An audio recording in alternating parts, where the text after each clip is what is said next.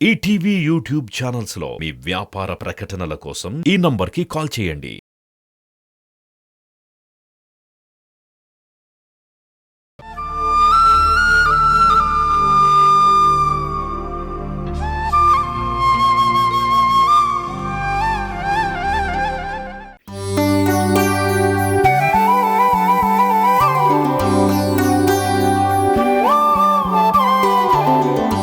Good morning dad.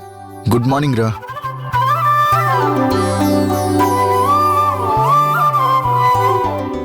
Daddy, నిన్న ఎలా గడిచింది? ఇట్స్ ఓకే, బాగానే గడిచింది.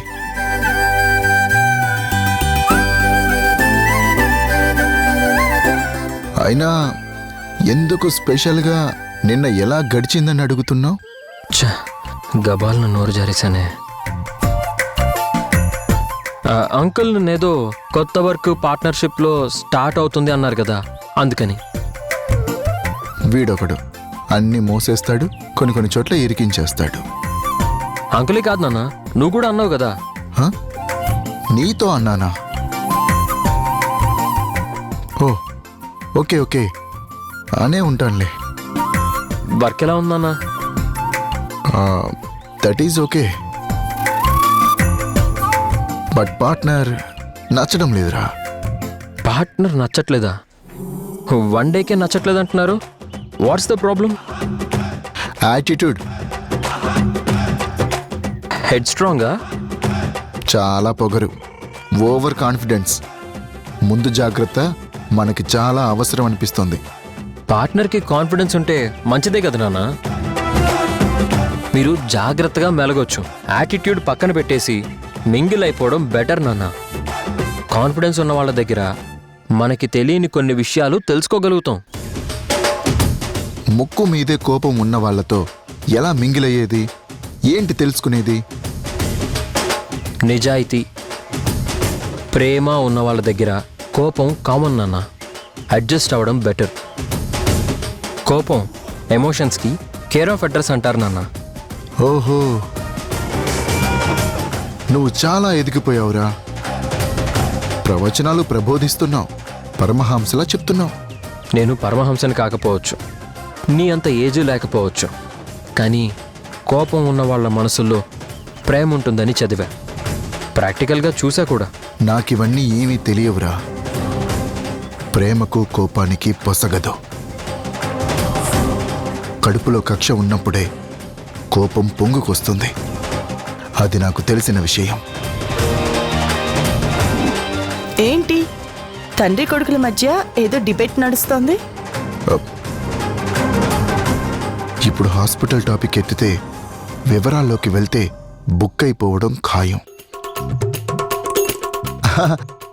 ఏం లేదు, ప్రేమ కోపం అనే జనరల్ టాపిక్ అంతే. ఆహా, ఏం తెలివినాన్న. అమ్మ టాపిక్ ఎక్కడొస్తుందో అని జాగ్రత్త పడుతున్నావు కదూ. నేను అమ్మ టాపిక్ ఎత్తదలుచుకోలేదు. నాన్న అమ్మ విషయంలో జాగ్రత్త పడుతున్నాడు అంటే అమ్మంటే మనసులో ఖచ్చితంగా ఆలోచన కలిగే ఉంటుంది. ప్రేమ కోపం చాలా మంచి సబ్జెక్ట్.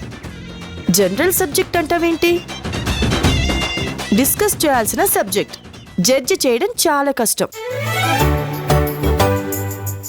ఎవరి అభిప్రాయాలు వాళ్ళకుంటాయి. నా ఒపీనియన్ ఓపెన్గా చెప్పమంటారా? ష్యూర్, చెప్పచ్చు. ప్రేమకి కోపానికి ఎమోషనల్ అటాచ్మెంట్ ఉంటుంది. ప్రేమ ఉంటేనే కోపం వస్తుంది. ప్రేమించే వాళ్ళ మీదే కోపం ప్రదర్శిస్తారు. వాట్? నాన్న అలా కాదంటున్నారు. అవి రెండు డిఫరెంట్. ప్రేమ ఉన్న దగ్గర కోపం ఉండదు అంటున్నాడు. నో, మనం ప్రేమించే వాళ్ళు మనల్ని పట్టించుకోవడం లేదనుకున్నప్పుడు కోపం వస్తుంది. మనల్ని అర్థం చేసుకోవడం లేదని ఫీల్ అయినప్పుడు కోపం వస్తుంది. మనకి బాగోలేనప్పుడు మనల్ని ప్రేమించే వాళ్ళకి కోపం వస్తుంది. ఇలా ప్రేమ ఇంటర్లింక్డ్ విత్ కోపం.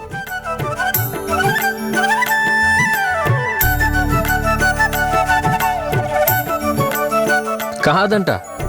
కడుపులో కక్ష ఉన్నప్పుడే మనసులో ద్వేషం పగ ఉన్న వాళ్ళకే కోపం వస్తుందని నాన్న అంటున్నారు.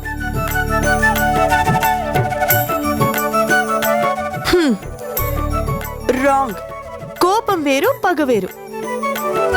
కక్ష సాధింపు కోరుకుంటుంది, పగ నాశనాన్ని ఆశిస్తుంది, ద్వేషం అసహనాన్ని దూరాన్ని పాటిస్తుంది, వేధింపులకి గురి చేస్తుంది. పగబట్టిన వాళ్ళు కొందరు అస్సలు బయటపడరు, కొందరు ఫ్యాక్షనిస్టుల్లా బిహేవ్ చేస్తారు, ఇంకొందరు తేనె పూసిన కత్తులు తడిగుడ్డలతో గొంతులుకొస్తారు అంటారే, అలా బిహేవ్ చేస్తారు.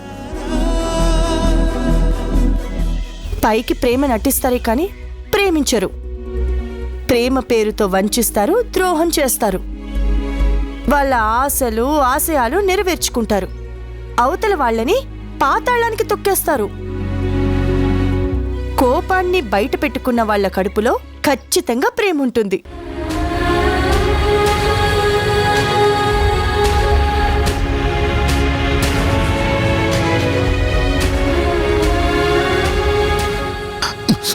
అయ్యో, గుణ, గుణ, ఏమైంది? డాడీ ఇలా రండి. గుణ, డాడీ కమ్ సిట్ హియర్. రండి ఇలా వచ్చి కూర్చోండి. ఏంటి? అయ్యో, అయ్యో, స్లోగా.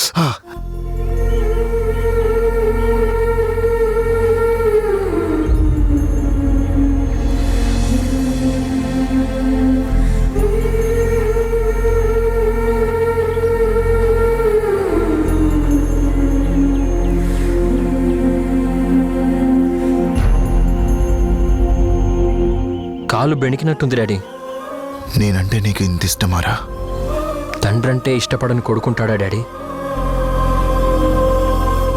నీకు నేనెంత స్పెషలో నాకు నువ్వు అంతే స్పెషల్. అందుకే అప్పుడప్పుడు నీ మీద కోపం వస్తూ ఉంటుంది.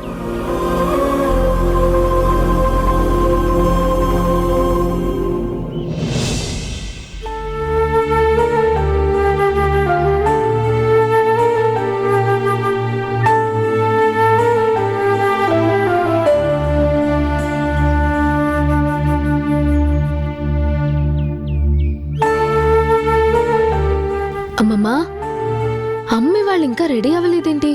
తీరుబడిగా అలా కూర్చుంది.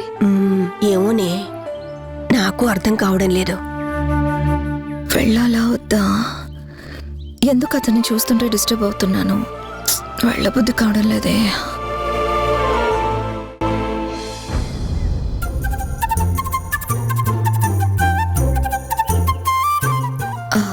ఏమనుకుంటున్నావు? డిస్టర్బ్ అవుతున్నావా అంటే అర్థం ఏంటి? ఏంటంటావు? అతని గురించి, అతనితో గడిపిన గతం గురించి ఆలోచనలు నిన్ను చుట్టుముడుతున్నాయి అని. అంతర్లీనంగా నీలో భయం చోటు చేసుకుంది అని. భయమా? ఆలోచన? నో, దీన్నే మేకపోతు గాంభీర్యం అంటారు. తగ్గను, వెనకడుగు వెయ్యను అన్నావు. ఎందుకు వెళ్ళడానికి వెనక ముందు ఆడుతున్నావు? గాంభీర్యం లేదు. నేనేం అబద్ధం ఆడడం లేదు. నిజంగా నాకు భయం లేదు. నిజమనేది అబద్ధం. నో, నేను నీ అంతరాత్మని. నన్ను తప్పనిలేవు. నువ్వు కావాలని నాతో వితండవాదం చేస్తున్నావు. అబద్ధం ఆడేవాళ్ళు చేసేదే వితండవాదం. భయం లేకపోతే నువ్వు నీ కూతురికి నాన్నను చూశానని చెప్పగలవా?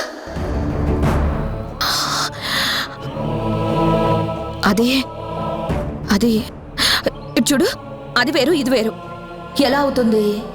అతను ఒక్కడే కదా. అది అతని గురించి భయం కాదు.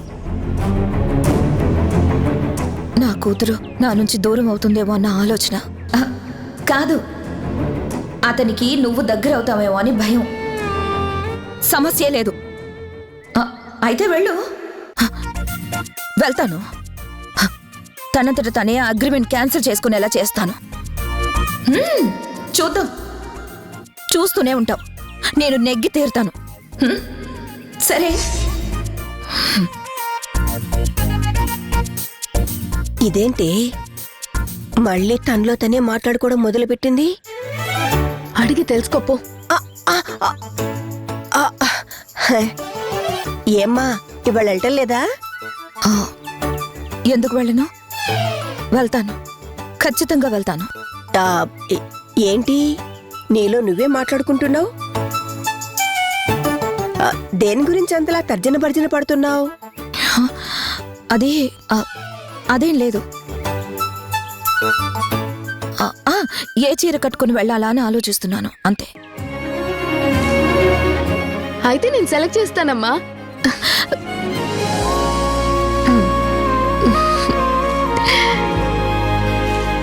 ఈ చీర బాగుందా?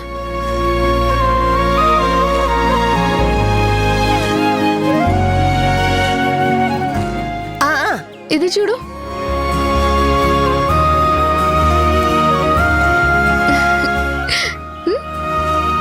ఇది చూడు.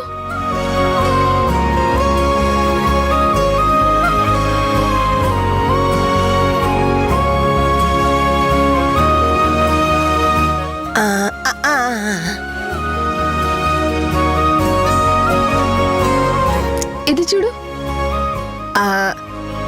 అది తేల్చుకోలేకపోతుంది కానీ నువ్వే సెలెక్ట్ చేయవే. హా, ఇది బాగుంటుంది.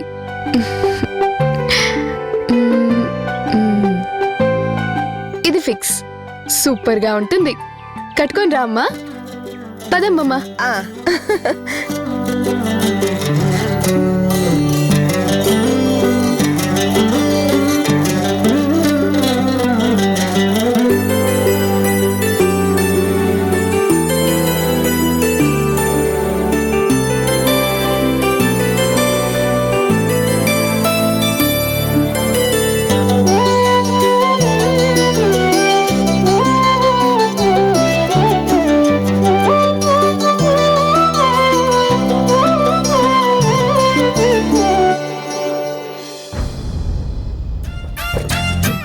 ఏంటి గుడ్ లుకింగ్ శారీలో రెడీ అవుతున్నావు?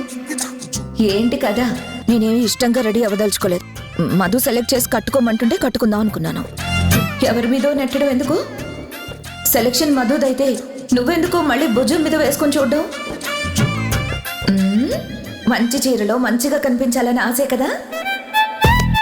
నాకు అలాంటి కోరికేం లేదు. అంత చీప్గా ఆలోచించేదాన్ని అస్సలు కాదు.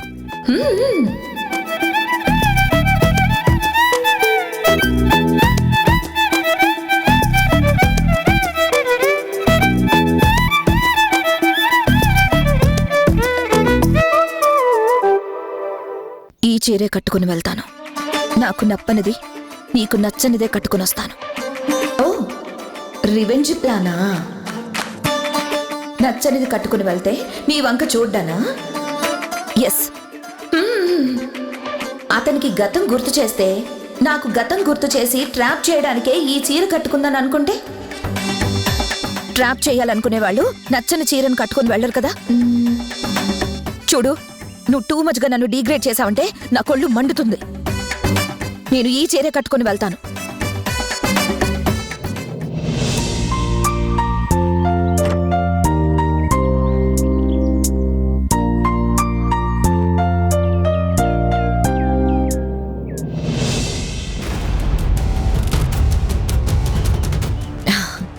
ఈ చీరలో నేను ఎలా ఉన్నాను?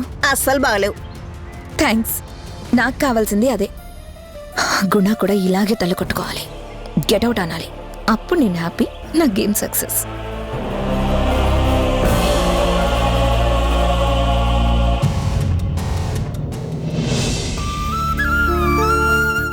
గుణ, ఏమైందిరా అలా నడుస్తున్నావు?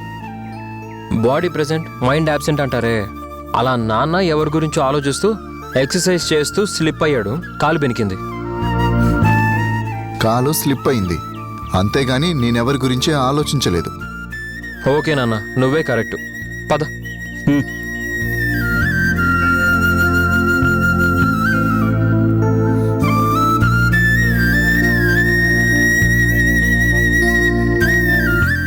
జనని వచ్చే టైం అయింది. తను టైం మెయింటైన్ చేస్తుంది. తరుణ్ ఉంటే నేను డేంజర్లో పడిపోతా. తరుణ్, ఇక నువ్వు వెళ్ళు. నాకేం పనిలేదు నాన్న, ఇవాళ నీతో పాటే ఉంటానులే. ఎందుకు? అడిగిన వాళ్ళందరికీ బాడీ ప్రెజెంట్, మైండ్ ఆబ్సెంట్ అని చెప్పడానికా? అంకుల్ మన మనిషి కాబట్టి చెప్పాను, అందరితో ఎందుకు చెప్తాను? ఫ్లోలో చెప్పొచ్చులే, నువ్వు వెళ్ళు. చెప్పనంటున్నాను కదా నాన్న. నేను వెళ్ళమంటున్నాను కదా నాన్న. పోనీ వీల్ చైర్ తెమ్మంటావా? నడవడం కష్టమేమో. అప్పుడు మీడియా కూడా వస్తుంది, ప్రపంచం అంతా నువ్వు చెప్పిన మాటే ప్రచారం కూడా చేస్తారు. అది కాదు నాన్న. నాన్నగా వెళ్ళమంటున్నానుగా, వెళ్తావా లేదా? గుడ్ మార్నింగ్ మావయ్య. Good morning. నిన్ను సూపర్వైజర్గా అపాయింట్ చేశాను. జాగ్రత్తగా వర్క్ చేసుకో. తరుణ్కి నచ్చేలా ఉండు, ఓకేనా? అలాగే మావయ్య, వీడి చేత గుడ్ అనిపించుకుంటాను. రా బావా ఇంట్లోనే ఉండని అనిపించుకునేలా చేసుకుంటాను. గుడ్. ఆ మాట మీదే ఉండు. వెళ్ళి డ్యూటీ చేసుకో. అలాగే మావయ్య, బాయ్రా. తరుణ్, ఇక నువ్వు వెళ్ళరా. సరే నాన్న, జాగ్రత్త. దేనికి తొందరపడకు, నిదానమే ప్రధానం అంటారు. సరే సరే, వెళ్ళి. హ్మ్.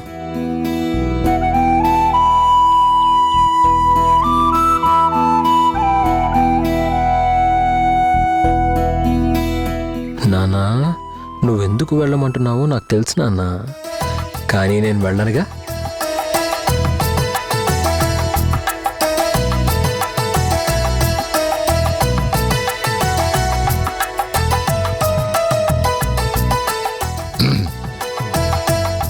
వచ్చిందా ఆవిడ గారు?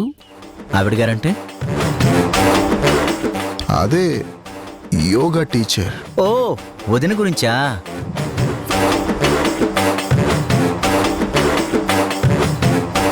ఆవిడ గారికి డ్యూటీ నెగ్లిజెన్సీ బాగా ఎక్కువైంది. నెగ్లిజెన్సా? వదినకా? No, never. పంక్చువాలిటీ మెయింటైన్ చేస్తుంది తెలుసా? నిన్న మనం లేట్ చేశాం కదా, అందుకే ఈరోజు లైట్ తీసుకుని ఉంటుంది. బాగా సపోర్ట్ చేస్తున్నావురా. ఎంతైనా వదిన కదా. రేయ్, మాటకు ముందు వెనక ఆ పదం వాడావంటే ఫ్రెండ్ వని కూడా చూడను. పోరా, పో బయటికి. వెళ్తలే గాని బీపీ పెంచుకోకు, కాలు బెణికిన సంగతి మర్చిపోకు.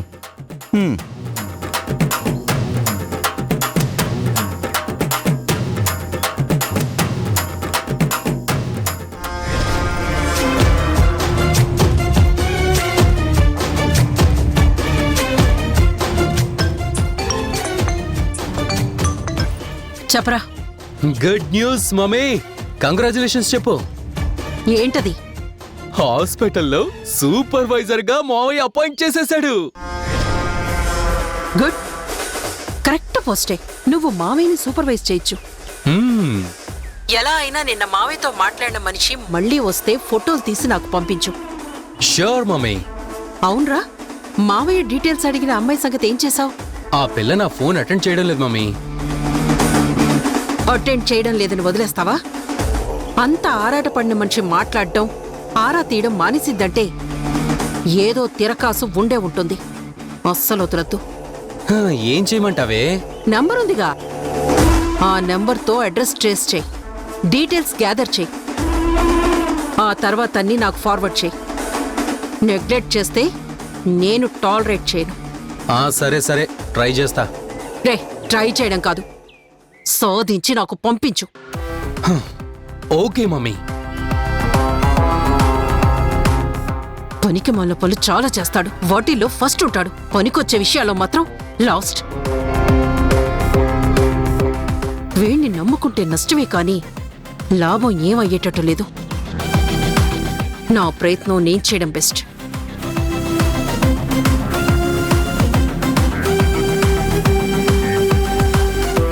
హలో బంగారం, ఎలా ఉన్నావు?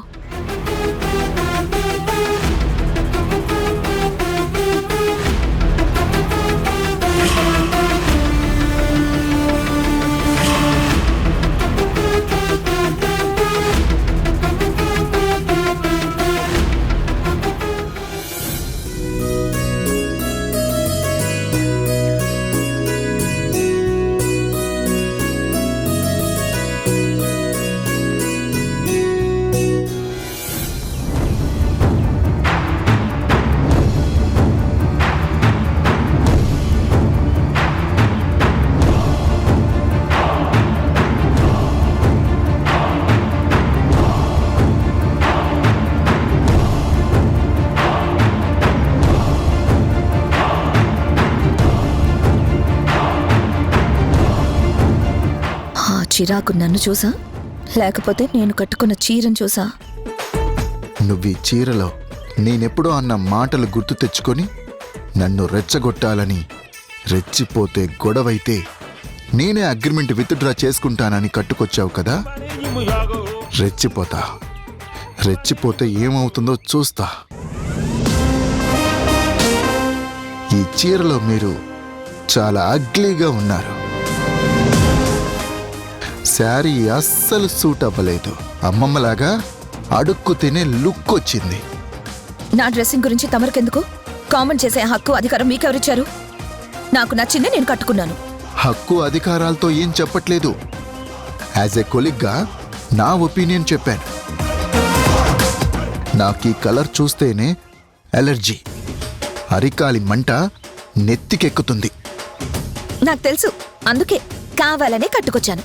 ఇవాళే కాదు, రోజు ఇలాగే ఇరిటేట్ అయ్యే కలర్ ఉన్న చీరలే కట్టుకొస్తాను. ఇరిటేట్ అయ్యి టాలరెన్స్ కోల్పోయి get out from my sight అనే డైలాగ్ మీ నోట్ నుంచి వచ్చేలా చేస్తాను. చేసి నాకు నేనుగా అగ్రిమెంట్ క్యాన్సిల్ చేసే ప్రయత్నం అనేది. నీ ట్రాప్లో పడను కాక పడను. పొరపాటున కూడా నువ్వు ఎక్స్పెక్ట్ చేసే డైలాగ్ నేను అనను. నా డైలాగ్ నేను కంటిన్యూ చేస్తా. నువ్వే అనవసరమని ఫీల్ అయ్యేలా నేను చేస్తాను కదా. మీ ఓపిక నాకు తెలియంది కాదు. అయినా అంత ఇబ్బంది పడేది ఏం పావుకోవడానికి? అగ్రిమెంట్ క్యాన్సిల్ చేసుకుంటే రిలాక్స్ అయ్యి హాయిగా ఉండొచ్చు కదా. నాకు నచ్చినా నచ్చకపోయినా నీకు నచ్చకుండా ఉండేలా నా కామెంట్స్ నేను చేస్తూనే ఉంటా. నువ్వేమన్నా నేను ఫీల్ అవ్వను, అసలు కౌంట్లోకే తీసుకోను. అయినా నువ్విలారా అలారా ఆ డ్రెస్ వెయ్యి ఈ కలర్ వేయి అని చెప్పడానికి నువ్వేమైనా నా భార్యవా? జస్ట్ బిజినెస్లో పార్ట్నర్. ఇది చూడండి, మర్యాదగా మాట్లాడకపోతే ఏం చేస్తావు?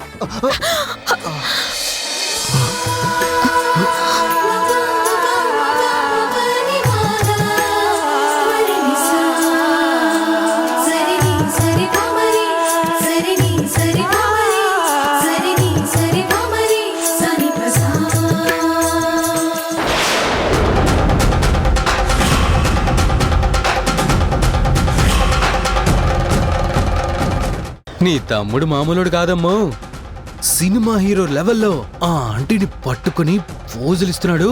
నువ్వు ముందు ఫోటోలు పంపరా. సరే.